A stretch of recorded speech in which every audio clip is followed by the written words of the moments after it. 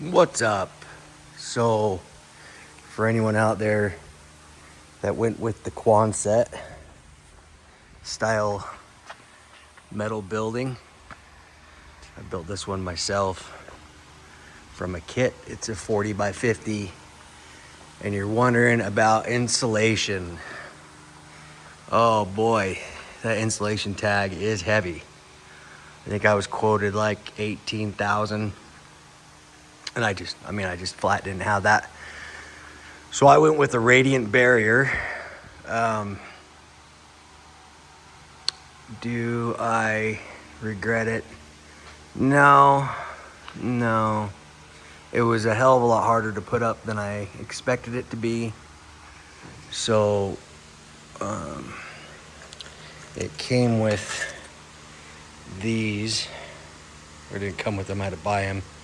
And I tried multiple different epoxies. So you epoxy those on, and then we'd put a little piece of foam in between, just like whatever, an inch thick foam. Like at one point I was using old floor mats, I was doubling these up, and you put that in between, right? So that goes first, and then your radiant barrier pops onto there, and then you use these little kind of slidey clips, which look like this. So this pops into here, right? You slide that on, and then you clip the end off, and then put a cap on it. And you can see I got about this first couple rows on, and then I said, this sucks ass. It was very difficult. I was doing it by myself. Very difficult to like pull it straight and hold it up there. You can see like how bad the wrinkles are. And not only that, it kept falling down. So those pins would unglue. I would have needed 10x the amount of pins that they recommended. And so I said, okay, I got to do something else. So what I ended up doing was, let's see if I have any. I bought a bunch of, I think these are 5/16 couplers, because those fit the bolts. You know, there's like 15,000 bolts that go through for this, and each one has an end. So I would start by putting one of these on, and then I bought a whole bunch of, I don't remember the length of these, I think they're 7-inch bolts. Let me take you to the outside so you can see kind of a reverse version of what I did. We'll go to this side. Okay, so in between here, in these gullies, what I did, so if you imagine this part, actually it'd be in this side. So, but if I was inside, it would look like this. So I'd screw this on, I'd have this gap, like this would be the top, and I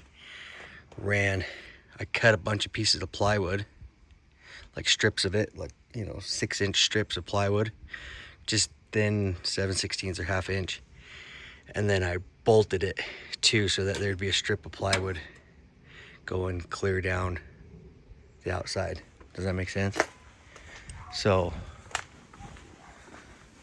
I should have thought about this ahead of time and brought a visual, but basically I've got, you can kind of see under there, you can see those like strips of plywood that I have bolted clear across,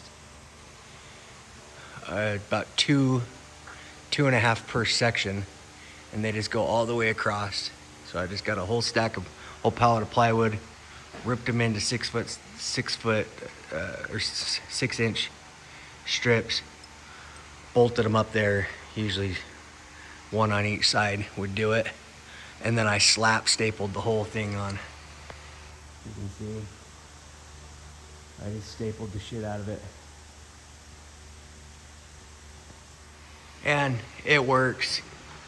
I mean, I don't really love the look of it. I think it looks like trash. Like I say, doing it by myself, trying to pull it tight. This was kind of the last ones I did, and I started getting kind of a little better rhythm. But so yeah, I just figure I'll cover my walls up with a bunch of tapestries and shit, because I really don't like the way it looks. And then that tape, God, this tape, it's still, I mean, I went through a whole case of these, and I don't know, it just doesn't look great. But I mean, it's not bad in here. So I have an exhaust fan going up there with the ceiling fan, and then I use misters.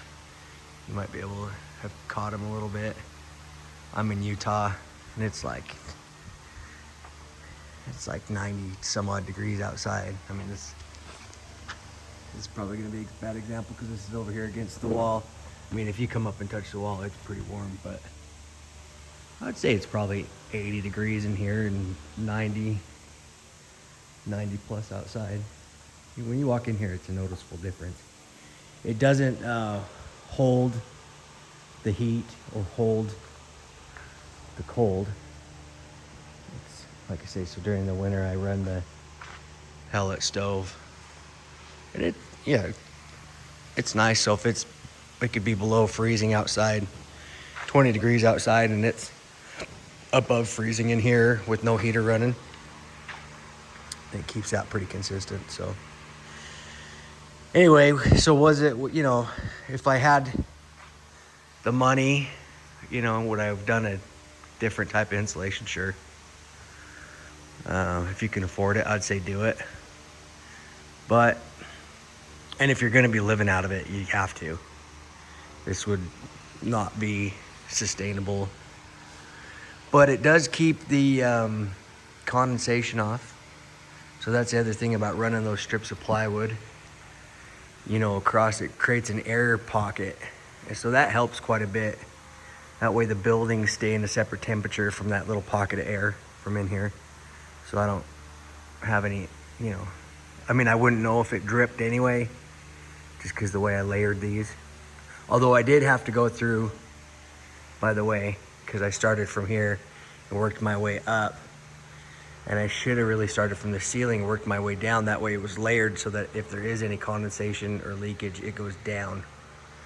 Because I was having, like right here, it was dripping in the winter. Like as it would start to warm up in here, I'd get some condensation drips. But that was before I fully finished it. Well, now that it's been finished, I think it just goes to the outside wall and it disappears. So